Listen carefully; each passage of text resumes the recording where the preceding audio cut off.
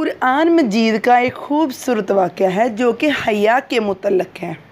مسلمان عورتوں کو یہ سبق بھی ملتا ہے کہ وہ کس طرح اپنے گھر سے نکلیں۔ حضرت موسیٰ علیہ السلام ایک عظیم پیغمبر تھے جو اللہ تعالیٰ سے براہ راست ہم کلام ہوا کرتے تھے۔ ایک مرتبہ سفر میں تھے، گرمی کا موسم تھا، ننگے پاؤں تھے، سفر کی تھکاوٹ اور پیدل چل چل کر پاؤں میں چھالے پڑ چکے تھے۔ ذرا آرام کرنے کے لیے ایک درخت کے سائے میں بیٹھ گئے۔ کیا دیکھتے ہیں کہ کچھ فاصلے پر ایک کنواں ہے، وہاں سے کچھ نوجوان اپنی بکریوں کو پانی پلا رہے ہیں اور ان سے کچھ فاصلے پر باحیا دو لڑکیاں کھڑی ہیں۔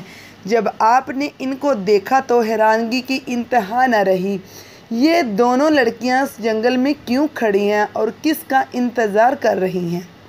حضرت موسیٰ علیہ السلام نے جب ان کی وجہ دریافت کی تو پتہ چلا کہ ان کا کوئی بھائی نہیں ہے، باپ بوڑھا ہے، وہ اس قابل نہیں کہ چل پھر سکے، اور وہ دونوں اپنی بکریوں کو پانی پلانے کے لیے آئی ہیں۔ وہ وہاں کھڑی انتظار کر رہی ہیں کہ جب تمام لوگ اپنے جانوروں کو پانی پلا کر چلے جائیں تو آخر میں یہ اپنی بکریوں کو پانی پلائیں گی۔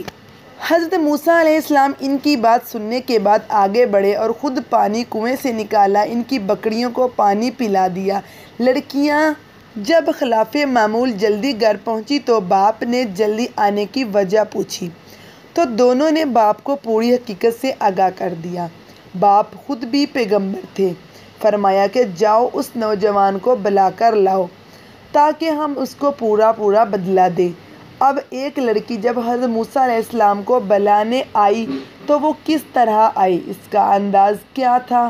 قرآن نے اس کے چلنے کے انداز کو، جو کہ شرم و حیا سے لبریز تھا، اس طرح بیان کیا تھا جس کا ترجمہ یہ ہے: پھر آئی ان دونوں میں سے ایک شرم و حیا سے چلتی ہوئی، وہ کہنے لگی کہ میرا باپ آپ کو بلاتا ہے تاکہ وہ بدلہ دے جو آپ نے ہمارے جانوروں کو پانی پلایا ہے۔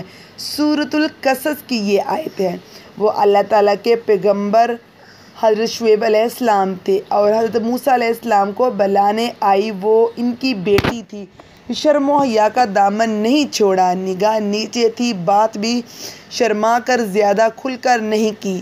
اللہ تعالیٰ کو اس کی حیا اس قدر پسند آئی کہ اس حیا کو قرآن بنا کر حضرت محمد صلی اللہ علیہ وآلہ وسلم پر نازل کر دیا تاکہ پوری امت کی عورتوں کو پتہ چل جائے کہ وہ جب گھروں سے نکلیں تو شرم و حیا سے عاری لوگوں کی طرح گردن اٹھا کر نہ چلیں بلکہ دھیمی چال سے۔ شرافت اور حیا ان سے واضح نظر آئے جس طرح شعیب علیہ السلام کی بیٹی شرم و حیا سے چلتی ہوئی آئی۔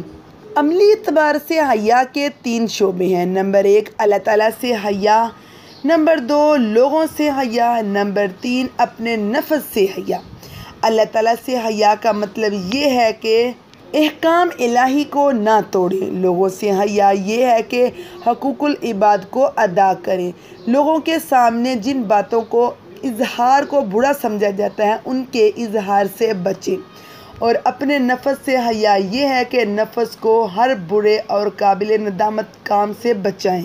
قرآن اور حدیث کی روشنی میں یہ چند آیات اور حدیث کے معاملے سے ہمیں پتہ چلتا ہے کہ اسلام نے شرم و حیا پر کتنا زیادہ زور دیا ہے اور اس کی اتنی زیادہ اہمیت ہے کہ اسے ایمان کا حصہ قرار دیا گیا ہے۔ شرم و حیا ایمانی زیور ہے، لیکن آج کل کے دور میں شرم و حیا عفت و عصمت کا جنازہ نکل چکا ہے۔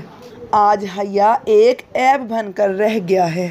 عورت کی اس حالت کو دیکھ کر دل خون کے آنسو روتا ہے۔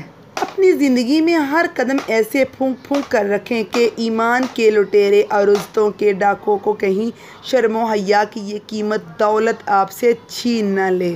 اللہ تعالیٰ ہم سب کا حامی و ناصر ہو۔ امید کرتی ہوں آج کی ویڈیو بھی آپ کو بہت اچھی لگی ہوگی، یقیناً بہت اچھی لگی ہوگی۔